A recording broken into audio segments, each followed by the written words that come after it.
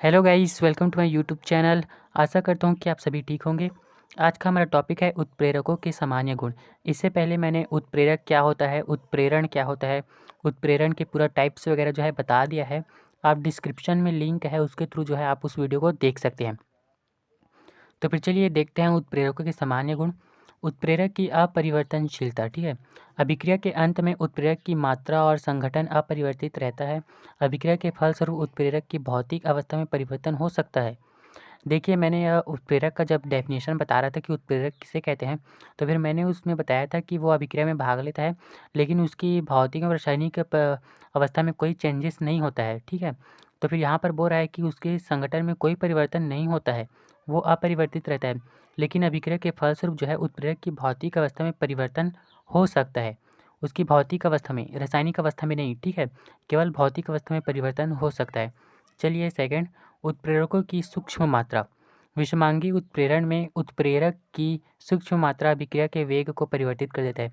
आप लोग जानते हो कि उत्प्रेरक जो होते हैं उनकी सूक्ष्म मात्रा करने से भी जो है अभिक्रिया का वेग जो है बढ़ जाता है, ठीक है। तो फिर विषमांगी उत्प्रेरण में उत्प्रेरक की सूक्ष्म मात्रा अभिक्रिया के वेग को परिवर्तित कर देता है। थर्ड देखते हैं। तीसरा है, उत्प्रेरक किसी अभिक्रिया को प्रारंभ नहीं करता है, ठीक है। उत्प्रेरक केवल अभिक्रिया के वेग को बढ़ाता है या परिवर्तित करता है। अभिक्रिया अभिक्रिया उत्प्रेरक की अनुपस्थिति में भी होता है, ठीक है, लेकिन उसका वेग कम रहता है। यहाँ पर बोल रहा है कि उत्प्रेरक जो है वो केवल अभिक्रिया के वेग को बढ़ाता है या फिर परिवर्तित कर देता है। अभिक्रिया में उत्प्रेरक की अनुपस्थिति के बिना भी होता है, ठीक है। अभिक्रिया जो है वो उत्प्रेरक की अनुपस्थिति में भी होता है, लेकिन तब उसका वेग जो है कम रहता है। लेकिन जब उत्प्रेरक को हम अभिक्रिया में भाग लेने देते हैं तो फिर अभिक्रिया का वेग बढ़ जाता है, वही बताया, ठीक है। यहाँ पे चौथा है उत्पाद पर प्रभाव, ठीक है।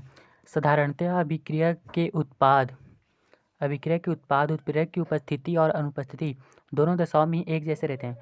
उत्प्रेरक की उपस्थिति और अनुपस्थिति दोनों दशाओं में ही एक जैसे रहते हैं, ठीक है। लेकिन इसके कुछ अपवाद हैं, ठीक है, जिनमें भिन्न भिन्न उत्प्रेरक की उपस्थिति में भिन्न भिन्न उत्पाद बनेंगे।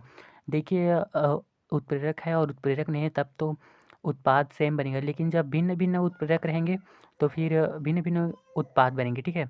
यदि उत्प्रेरक भिन्न भिन्न है तो फिर भिन्न भिन्न भी उत्पाद बनेंगे। जैसे कि यहाँ पर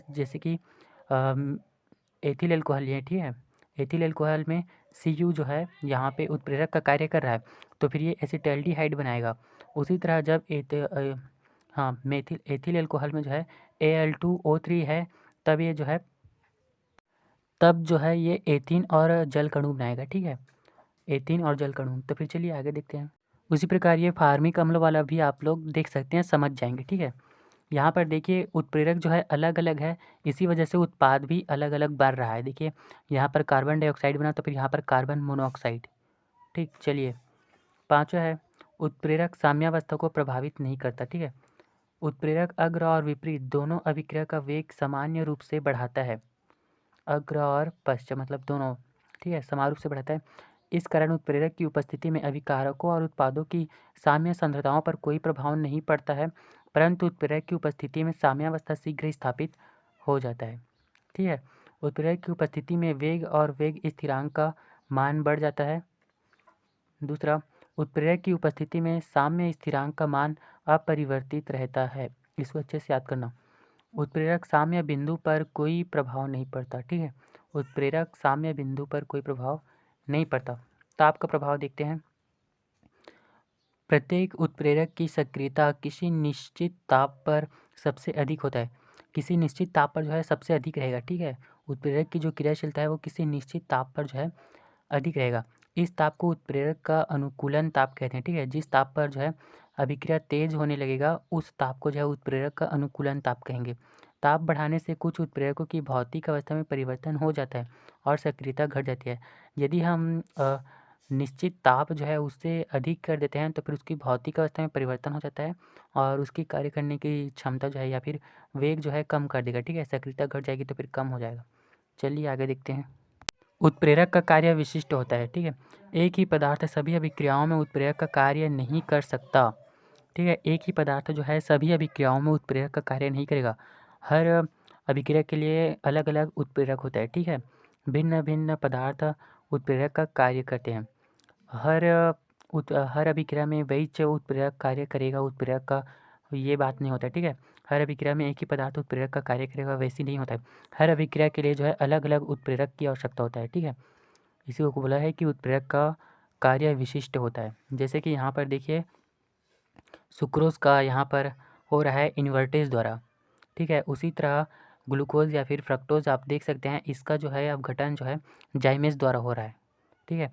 यहाँ पर अलग उत्प्रेरक हुआ और यहाँ पर अलग उत्प्रेरक का जो है यूज़ हो रहा है, ठीक है। तो फिर प्रत्येक अभिक्रिया के लिए जो है मतलब भिन्न भिन्न अभिक्रिया के लिए जो है भिन्न भिन्न उत्प्रेरक की आवश्यकता होता है। तो फिर चलिए देखते हैं आगे। तो प्लीज़ वीडियो को लाइक और चैनल को सब्सक्राइब करना बिल्कुल भी ना भूलें, ठीक है। इंजाइम उत्प्रेरित अभिक्रिया देखते हैं। इंजाइम उत्प्रेरित अभिक्रिया, इंजाइम जटिल नाइट्रोजनी कार्बनिक यौगिक हैं, ठीक है। इंजाइम जो होते हैं वो जटिल नाइट्रोजनी कार्बनिक यौगिक होते हैं जो कि जीवित पौधों एवं जंतुओं द्वारा उत्पन्न किए जाते हैं। किसके द्वारा उत्पन्न किए जाते हैं? जीवित पौधों एवं जंतुओं द्वारा। वास्तव में ये प्रोटीन अणु हैं जो जल में कोलाइड विलयन बनाते हैं, ठीक है। जल में कोलाइड विलयन बनाते हैं। ये बहुत प्रभावी उत्प्रेरक होते हैं, ठीक है। बहुत ही प्रभावी उत्प्रेरक होते हैं। पौधों एवं जंतुओं में जीवन प्रक्रम के अनुरक्षण के लिए होने वाले अनेक शारीरिक अभिक्रियाएं एंजाइम द्वारा उत्प्रेरित होती है। एंजाइम के लिए जैव रासायनिक उत्प्रेरक शब्द का प्रयोग होता है एवं उत्प्रेरण की परिघटना जैव रासायनिक उत्प्रेरण कहलाती है, ठीक है। एग्जाम्पल देखते हैं। इन्वर्टेज एंजाइम, ठीक है, शर्करा या सुक्रोज को ग्लूकोज एवं फ्रक्टोज में परिवर्तित कर देता है। यहाँ पर इन्वर्टेज एंजाइम जो है सुक्रोज को जो है ग्लूकोज और फ्रक्टोज में डिवाइड करेगा, ठीक है। उसी प्रकार जाइमेज एंजाइम जो है ग्लूकोज को एथिल एल्कोहल एवं कार्बन डाइऑक्साइड में जो है परिवर्तित कर देता है। Ethyl alcohol, carbon dioxide. चलिए आगे देखते हैं। रासायनिक अभिक्रिया जो है आप लोग समझ सकते हैं, इसी वजह से मैं मात्रा दिखा दे रहा हूँ, ठीक है।